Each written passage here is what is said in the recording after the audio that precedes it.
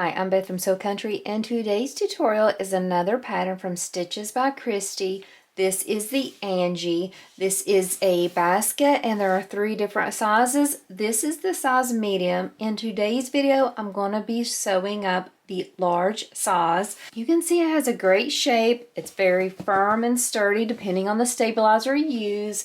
Has handles for you. For me, I'm going to be using this in the sewing room. I'm going to be putting my fabrics in there whenever I have a specific pattern I know I want to sew. I'll put the pattern, the fabric, the templates, hardware, whatever. And this will just be a great way for me to keep things organized. And so I can just grab it and go get started cutting things out whenever I feel up to it. I am using fabrics from My Little Shindig. This is a part of her monthly fabric club. This is the one for March. If you are not a part of the club, you can still join, or if you want, you can just wait and get some on retail. She does have limited retail. The webbing is from the Emporium from Brittany.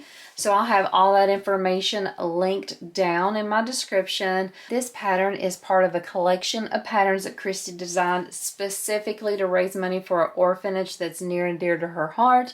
She is trying to raise the funds for them so that they can build an extra wing in the orphanage so they can house more kids, and also so they can hire more staff to care for the kids. I definitely want to make videos for all the patterns in there, so hopefully it will generate some more income, because she is donating a portion of the proceeds from the patterns to the orphanage, and I am as well. I am donating a portion of the income from my videos to kind of help her with this fund she's doing. You can read all about the orphanage, all about the names for the patterns. They're each named after one of the girls in the orphanage, and you can learn more about it on her website or in her Facebook group. Let's go ahead and start talking about everything we're going to need to sew up our very own Angie basket.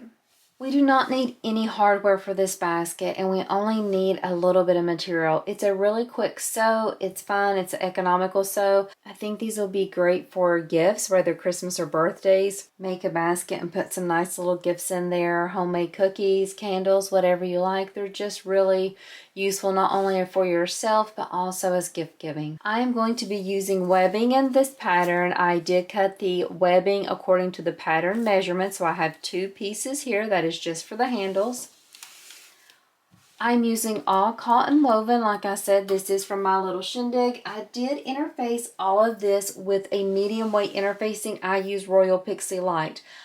I am going to use foam as my stabilizer. I use foam in this one. I really like the way it looks.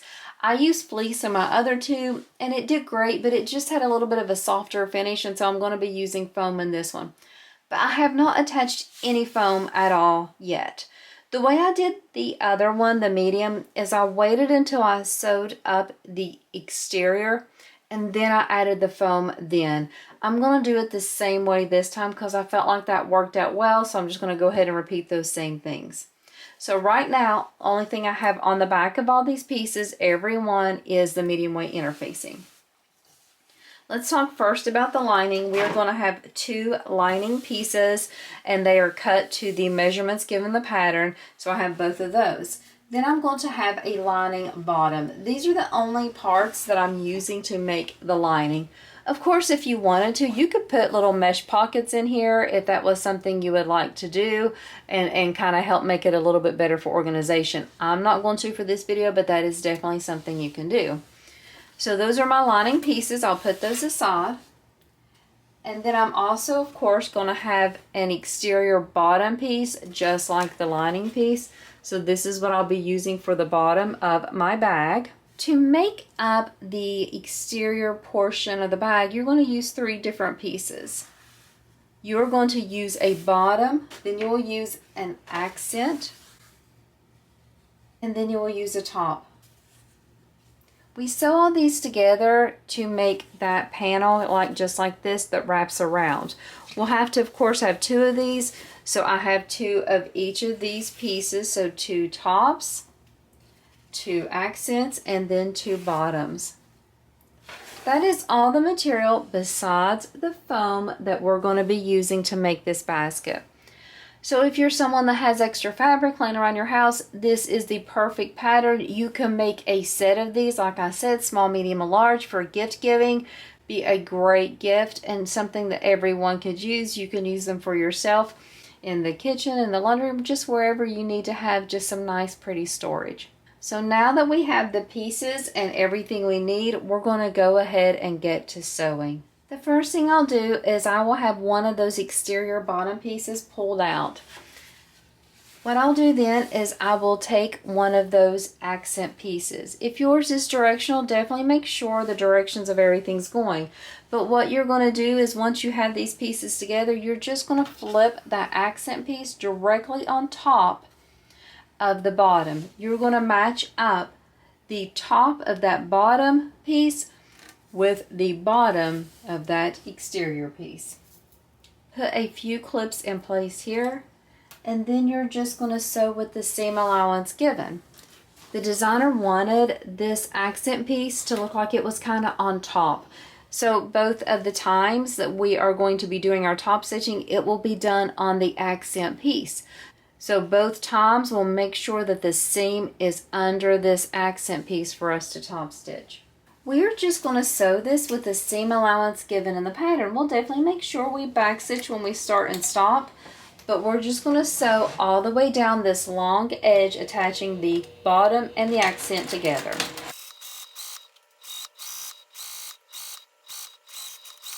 Now that we have those pieces attached, if you remember, I want my seam allowance to go under this accent, so all I'm going to do is flip that accent piece up.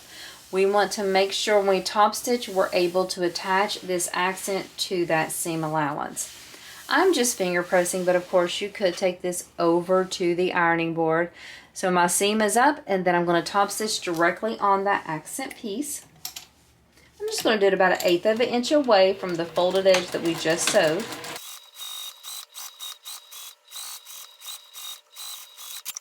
Now we're going to take out that top piece, and if yours is directional, definitely make sure you orientate it the way you want it to look in the end. And once you have it in the place where it's going to go, all you do is you just flip it down on top of the accent as well. So the bottom of the top piece will go against the top of the accent piece. A few clips.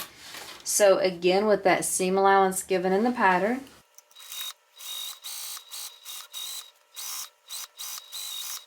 This time, the seam, we want it to still be on the accent piece, so we'll have to push the seam down. So it will go underneath the accent piece. Go ahead and finger press that. And so again, we'll top stitch on the accent piece to attach it to the seam allowance.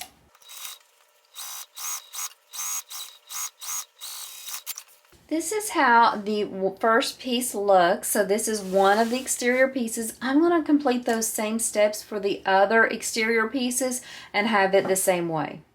I have both of my exteriors done. So now what I'm going to do is I'm going to work one at a time on attaching that bottom piece. If you haven't already marked the center of your bottom and the center of that bottom piece, go ahead and do that now. What you will do then is you will just take your bottom, place it right sides together with that exterior that you just sewed, matching up those center points and matching up that long edge. Of course, your exterior is going to be longer than your bottom. That is completely expected in the way it should do. You can add a few clips there if you want, but what you're going to do now is you're just going to sew with that seam allowance given in the pattern to go ahead and attach that base to that exterior main front.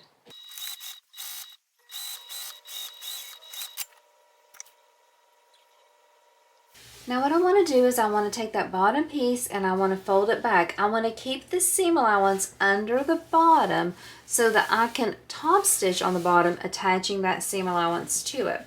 Of course, if you want, you can go over to the iron, but I typically don't, and I just use my fingers to make sure that the seam stays flat while I'm stitching and that it doesn't just flip up and go to the main exterior front part. I'm just top stitching 1/8 of an inch away all the way down this base. This is what we have so far. Now what I'm going to do is I'm going to pull out that other exterior and do the exact same thing. Right sides together with the base, matching up those center marks and sewing along that edge with the seam allowance given the pattern.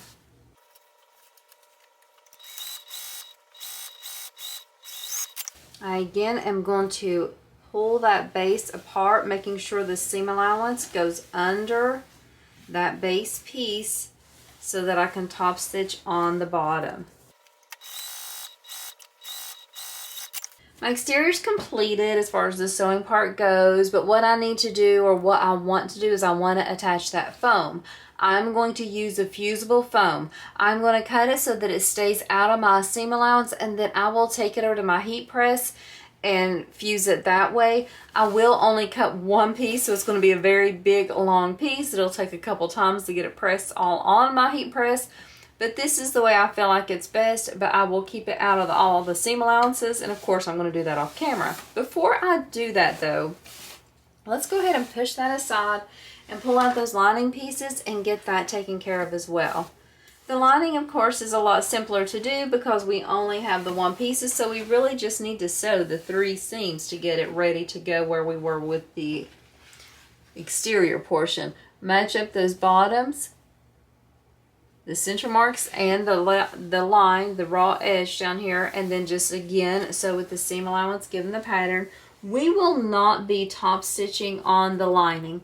So what I do is, after I interface the foam, you know, fuse it onto the exterior, I just take this lining and I just stick it under my heat press for just a minute and have the seams going away so that it can kind of lay nice and nestle, but I don't top stitch on that. On this first piece of the lining, I'm just going to sew all the way down, but on the second piece of the base, I'm going to leave an opening because we will turn this by birthing this pack. So there is that one. Flip it down, no top stitching like I said. On this second piece, we are going to leave an opening. The size opening you leave can be personal, you know, depending on if you don't care to wrestle a little bit with it and you want a very small opening in the bottom, or if you're like, hey, I would rather it be easy to turn and I will have a bigger opening to sew up at the end. So it's kind of up to you. It really doesn't matter too much. I also want to point out while we're doing this that this is a pattern that would be great for vinyl too. If you have some vinyl, this would be a good one to do because it would have that natural stability. So if you wanted to use a vinyl and a waterproof canvas, you could even skip the foam. I'm not for sure how that would look and what the structure would be, or maybe just add Decadil light to it. Plenty of different options for this pattern. Oh, I just caught myself. I was forgetting to leave the opening. Let me go back. Since I had forgotten, what I will do is I will just do a couple of extra back and forth stitches here. And that I will pick those stitches out that I did, and then I'll come back down here to the bottom and make sure that I back stitch here a couple times. And I will go ahead and open that.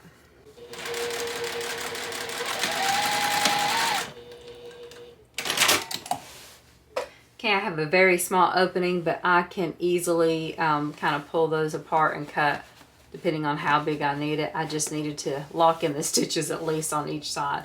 So when I was talking about going over to the heat press, you can see how this is kind of poofy. The seams are going every which way. What I will do is, let me flip it over. Push those seams down and just hit the heat with it and my press with it, and that'll just kind of help it lay a little bit flatter whenever I'm putting everything together. So when I come back, I'll have this pressed flat, and I will also have the foam attached to the exterior, and then we'll go on to our next steps.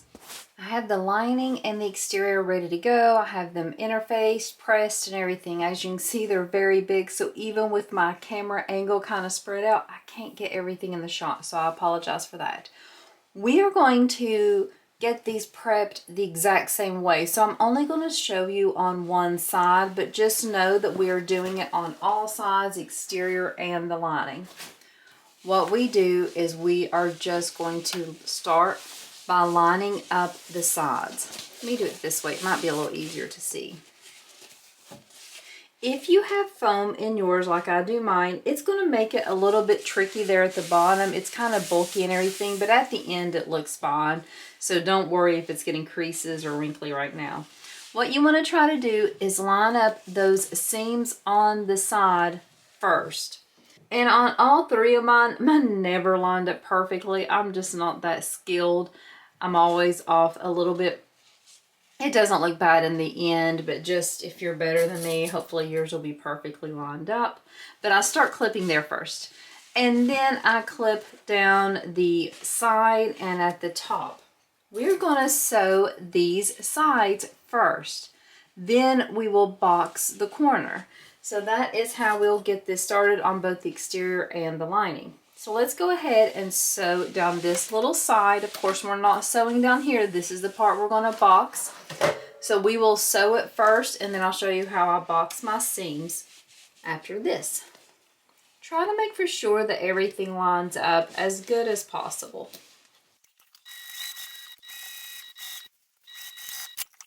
So now that I have that side sewn, now it's time to box the corner. The way I do it is I just put a little clip here to mark the center of this bottom part. You could make a small snip or a mark, whatever, but you just want to know for sure that that is the center.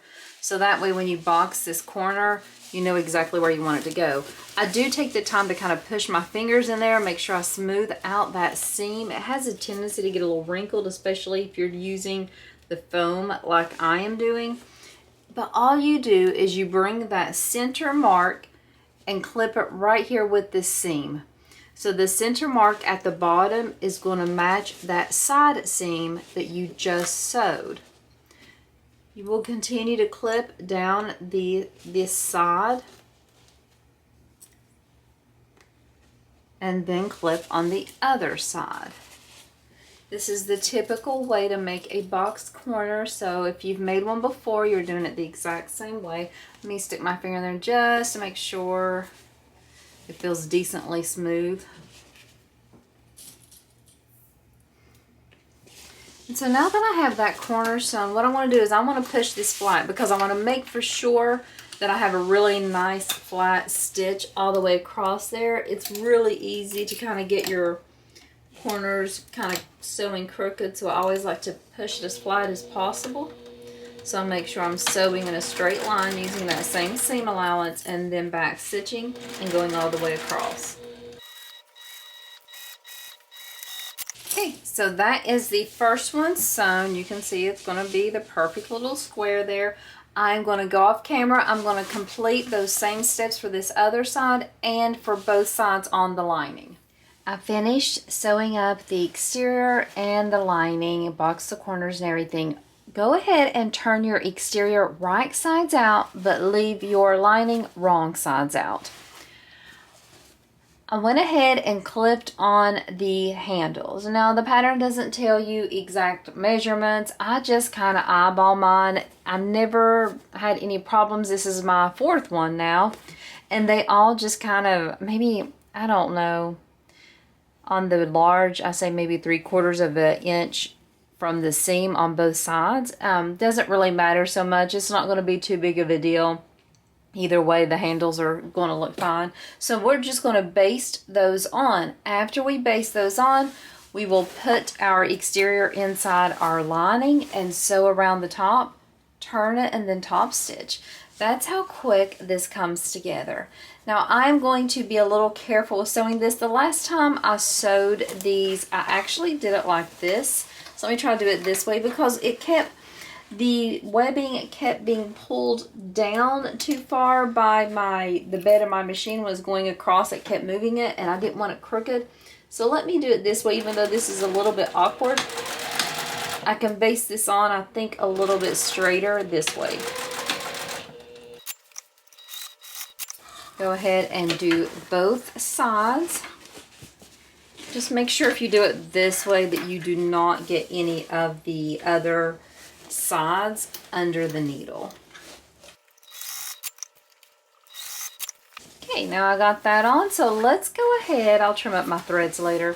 Let's go ahead and put the exterior inside the lining. I tried to switch camera angles again to try to help things out, but I think I just need to accept that it's not going to be able to show everything for these next few steps. So of course it's going to be kind of a wonky fit right now, but we want it to be kind of a tight fit, so whenever we turn it, the lining is really snug and not too baggy. What I want to do is I'm just going to start matching up my seams first. I'm going to kind of nest those seams to the best of my ability. I know that they may flip further down, but I'm going to try to do it that way to begin with. I'm just going to match up all around this top edge. I'm definitely going to be putting clips in place just to kind of help everything be able to be sewn with a good, like, proper fit, so things aren't getting too twisted and too out of shape. So I will continue to clip all the way around, and then I will come back and we will talk about how we're going to sew this all together. Okay, I'm going to turn the bag up so you can just see that everything fits perfectly. The lining, the exterior, it's just a really good fit on this bag. So great size, great shape. What I'm going to do now is I'm going to stick it under the needle just like this. So I'm going to have the lining actually against the bed of my machine, and I'm going to sew all around the perimeter of this with that seam allowance given. It's not a hard sew. The large is so big, it's easy. It's kind of bulky to get under the machine, but the curves aren't hard at all. Definitely the angles, you just make sure that you flatten it out. So don't worry about doing any 90-degree angles or anything like that. Just keep sewing all the way around, rotating the bag, or the basket I should say, as you need to.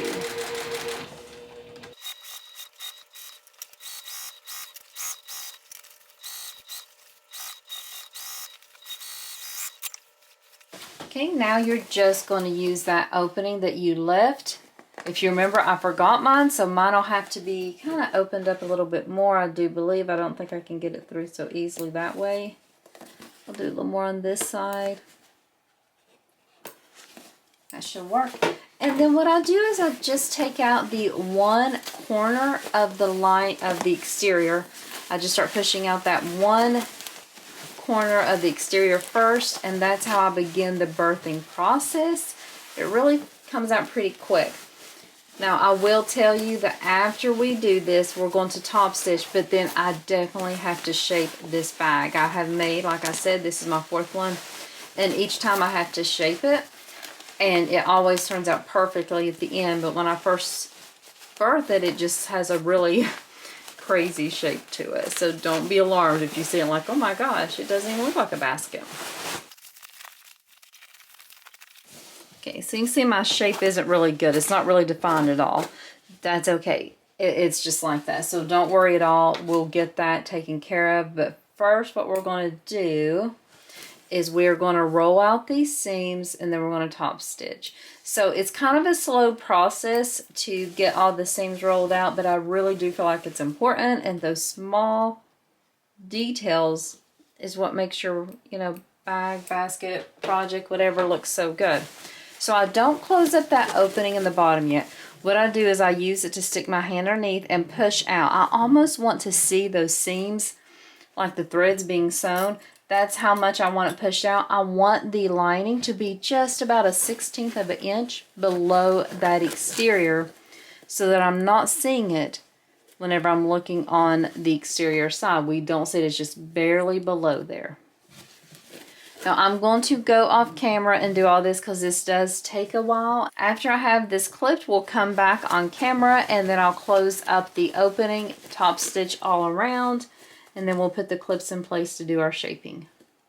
So I have everything clipped. First thing I did was I clipped all around the top to make sure that lining was just a little bit below the exterior so we can do a really good top stitch.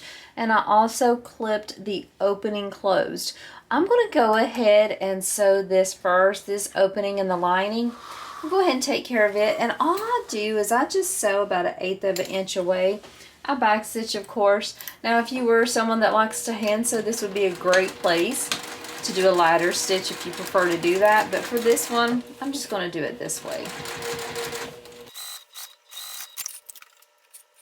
Okay, so now that you have the lining closed, go ahead and just kind of tuck it in there. We'll make sure we have it all tucked in nicely once we're done, but we're just going to tuck it and get it out of the way now so we can go ahead and do our top stitching. I'm going to push everything back out of the way. The only thing that's going to be under the needle is just that small spot I'm working on. I am going to be top stitching from the lining side, so my bobbin will show. If that's something you don't want to do, you could easily flip this inside out or even just push it down and do it the other way.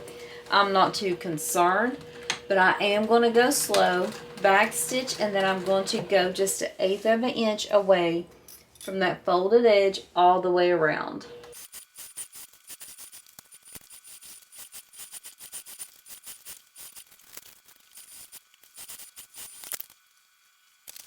You can see the lining is not that baggy at all. To me, it looks good. If you wanted to tighten yours up a little, you could, but I feel like that's a really good lining. You could leave your bag just like this, but for me, I don't feel like it's done yet. I feel like it's a very important part to shape. Make sure you can see that on camera. I'll start here with the corner and go to the other corner, pinch, and start clipping here. When I'm pinching here, I'm making sure these are in line. And the clips I'm using are these really big clips. I get them on Amazon and they are really strong. They're metal so they don't break on me, and they have that rubber at the edge, so it kind of helps things to not leave the indentions in the bag. I'm just pushing the lining inside there too to make sure it kind of goes in there to kind of help it to be just a little bit better fitting of a lining. So that is how the one corner looks. I'm going to go all the way around the bag. I'm going to do that. I'm also going to put clips at the bottom. Now, I don't have to leave these clips in very long.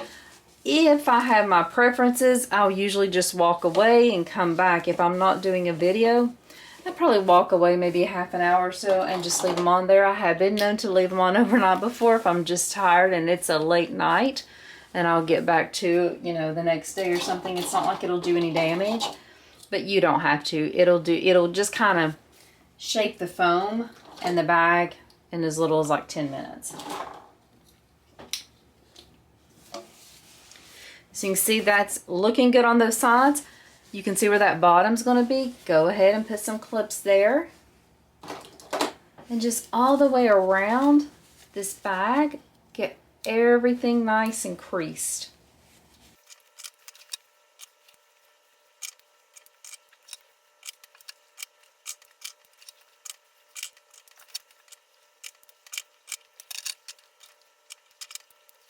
I have everything clipped. We're just going to leave it sit like this for a little bit and then we'll come back, take everything off, and just look at how beautiful our bag is. It is time to take all these clips off. It'll take just a few minutes and then that bag will have that really nice boxy shape. Like I said, this pattern is from Stitches by Christy. This is the Angie basket. You can buy this pattern separately or in the collection. It does come with 3 sizes. The fabrics are all from My Little Shindig, part of their monthly fabric club. This is the March selection. Look at those corners now. That's why I clip. Just perfect. And they'll hold their shape too. They'll keep that shape. Now, if you were like carrying lots of things by one handle and things, you might need to reshape it again. But it'll keep that shape if it's just sitting there. And if it does lose its shape, just reclip it again. But the fabrics are beautiful. I love the colors. I love the print. I love the pattern. Such a nice pattern. This is going to help have my sewing room neat and organized. It would be great for gifts. For older kids, for young kids, for toy storage, for college dorm rooms. There's so many ways you can use this pattern. It is for a good cause. Just by watching this video, we're going to donate the proceeds to the orphanage. By buying the pattern, the proceeds are going to be donated again. So any way you can help out would be wonderful. Christy also has an option for you to just do a direct donation if you'd like to do that. But definitely, thank you for watching. Thank you for helping. And if you buy one of these patterns, I'd love to see your makes in her Facebook group. I think, gosh, is there a collection of 10? I'm not for sure even. I have all of them for sure. But I'll be sewing these others on my channel so you can watch them. And I hope today in your sewing room, you're able to sew something that can give back to others that are less fortunate than us. And even just a way to help give for people that need more. A home. These children do not have a home and do not have a family. These are the only people they know. So anything you can do in your sewing room to help make the world a better place, I hope you have the opportunity to do that today. Thank you so much for watching another video of mine, and I hope you have a wonderful day. Thank you.